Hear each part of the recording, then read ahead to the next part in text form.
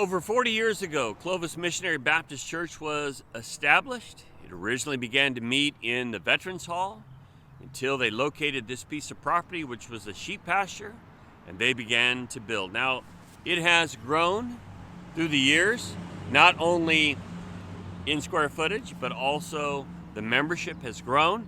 It is often said that by the third generation, a church loses its mission-mindedness. Let us never lose our mission-mindedness as we see that what God is building is not brick and mortar, but what God is building is He's building people. That's what He's building. This is what we find when we take a look at our devotional today. We find ourselves in 2 Samuel 7, 12, and 13, where God, through Samuel, is trying to express to David, even though David has looked around and seen what he's built for himself and now wants to build a temple for God, God is saying, no, I've got something much more glorious that I'm looking to build, and it's through your loins that I'm going to do it. I'm going to raise up a king, Jesus Christ, King of Kings, that is going to come up, and He is going to build a kingdom which He'll set on the throne. So let's take a look at this verse.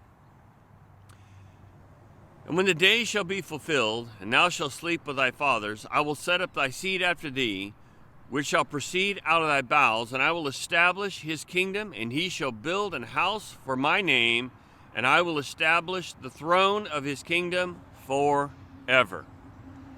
It's so interesting is when you follow this line and you begin to see that when Jesus was born and the Magi come, they treat him like a king.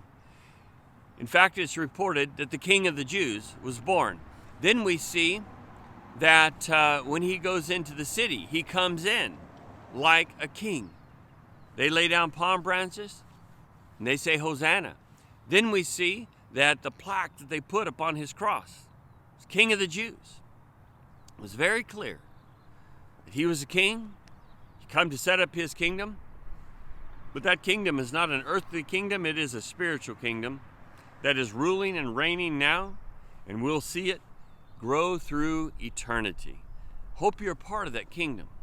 That requires salvation. Another thing I want to touch on is service. If he's a king, then he requires service. Oftentimes, people say, so when are your services?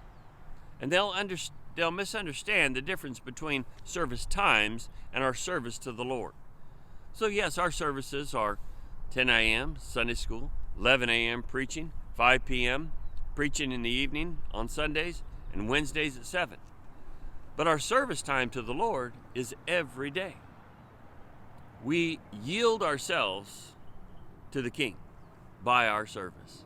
I think it's very important for us to understand the idea of kingdom, and we'll continue to look at it as we go through the book of Matthew. So come with us on this journey. Read the devotionals, study the book, come to Sunday school.